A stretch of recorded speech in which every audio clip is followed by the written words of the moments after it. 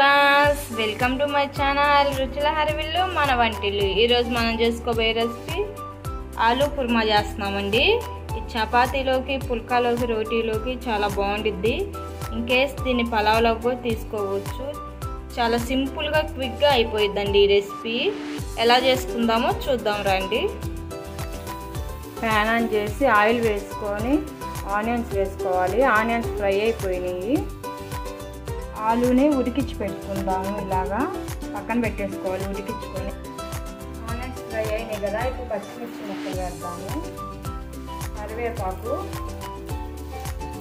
బాగా ఫ్రై చేసుకోవాలి।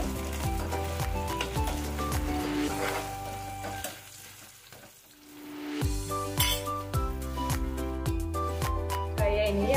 అల్లం వెల్లుల్లి పేస్ట్ వేద్దాము। పచ్చివాసన పోయే వరకు ఫ్రై చేసుకోవాలి। తర్వాత టమోటా ముక్కలు వేసుకోవాలి।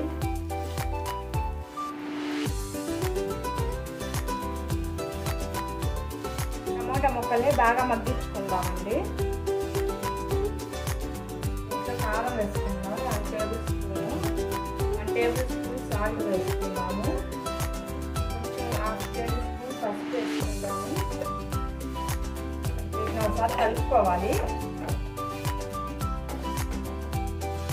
మగ్గుతున్నాయండి, మగ్గనివ్వాలి। లిడ్ పెట్టి క్లోజ్ చేసేస్తాము।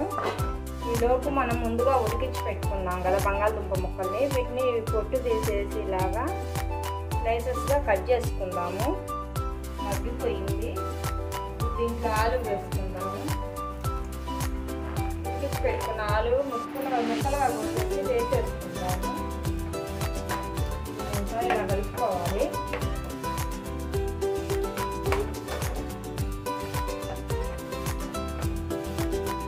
కలుపుకున్న తర్వాత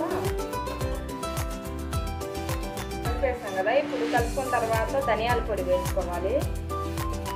కొంచెం ధనియాల పొడి 1/2 టేబుల్ స్పూన్, కొంచెం గరం మసాలా వేసేసుకుంటాము।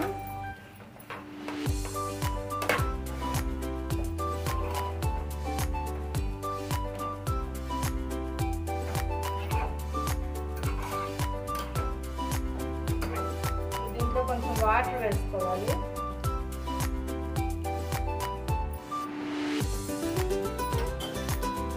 ఈ వాటర్లో అదంతా కూరంతా మగ్గిస్తాము, చూద్దాము।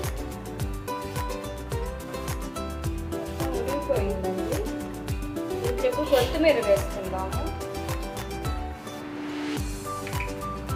స్టవ్ ఆఫ్ చేసుకొని సర్వ్ చేసుకుందామండి। చూడండి ఎలా ఉందో।